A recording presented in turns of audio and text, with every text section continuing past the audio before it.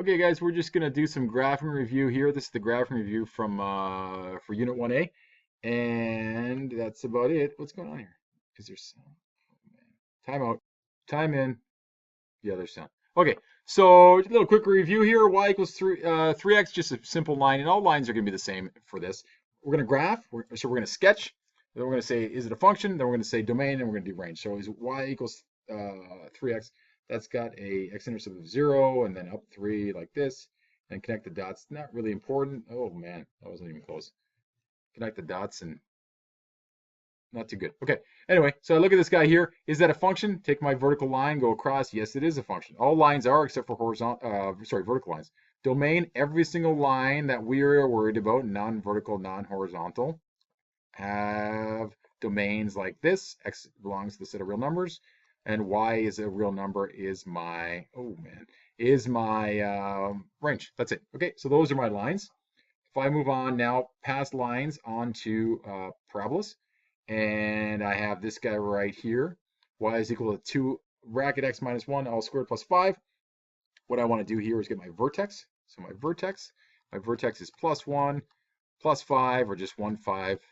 Just making sure that you remember to change the sign on this guy here. So plus 1, 1, 2, 3, 4, 5. And then my step pattern will be 2 times 1, 3, 5. So my next step will be 2, and then I run out of space. And if you say, well, that doesn't look good, it doesn't. But that's not important. All we need now is we know it goes up because we know it's positive, right? This is positive, so it goes up. There's my parabola. My key point is 1, 5, and that's all that's going to matter because I know any parabola that opens up or down is a function, passes the vertical line test.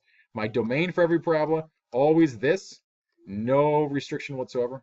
X is a real number. I have a line, so X is a real number. Nothing is stopping me from going left. Nothing is stopping me from going right. My range, though, I do have what we call a minimum.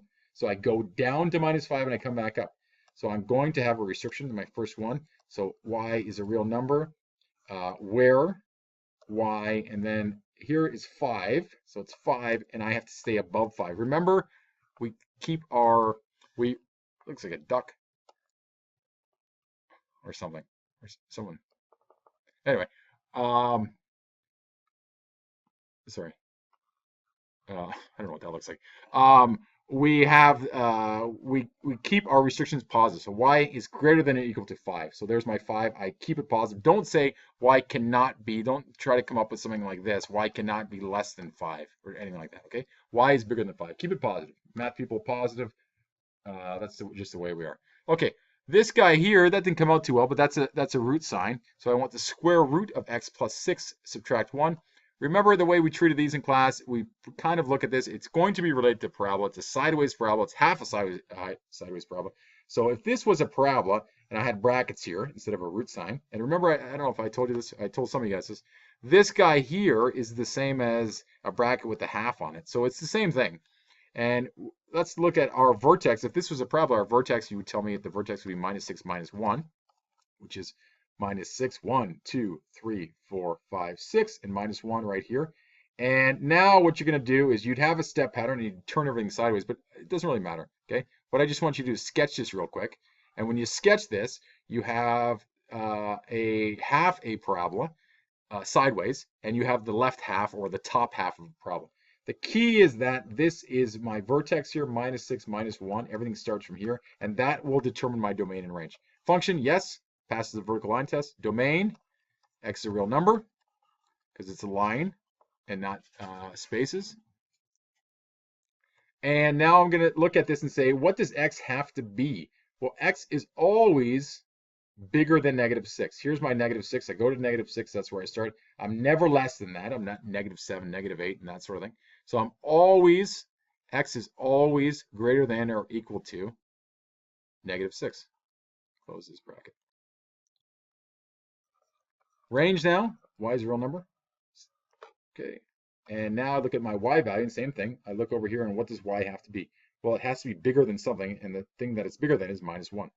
So y is greater than or equal to negative 1. And then close your bracket like that. Next up, last guy that you're concerned with in this class, what's going on here? That we're concerned with is our circle, which I'm going to get to, I promise. Number 4. So I have number 4, and then number 4 says 4 is equal to x squared plus y squared. So you should be used to this now. You know it's a circle, and you know that the radius of the circle is the root of 4, which is 2. So I go to 2. And also don't forget that minus 2 squared also works here. So minus 2 works. So I have a radius of 2 plus 2 minus 2 is in my x and my y directions. Then I try to draw my circle, which turned out to be not circular, not surprisingly, I'm sure. And now I need my domain and range. Is this guy a function? The last guy was. I forgot if I put an x or not, or check. It was a function. This guy is not a function. Okay, fails the vertical line test. I cross the graph several times, almost every single time, more than once. Domain and range. So again, domain is a dealing with r or x. Sorry, x is a real number. And the way to do this, remember, is put your minimum value. If you're constrained between two values, I have minus 2 here and 2 here. So in words, I want to say that my x value is between -2 and 2. And to say that, you say you put your x value in between -2 and 2. And then you put your less than or equal to and less than or equal to sign.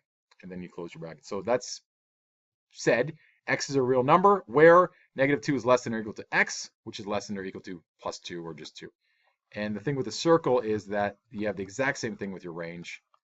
The only difference is that x is replaced by y. And that's it. Those are your graphs, your lines, your parabolas, your sideway half parabolas, your root x's and their variance, and also your circles. Okay, practice those and be ready for the test. That's about it. Everything else I think is covered in the videos. And take care. Bye.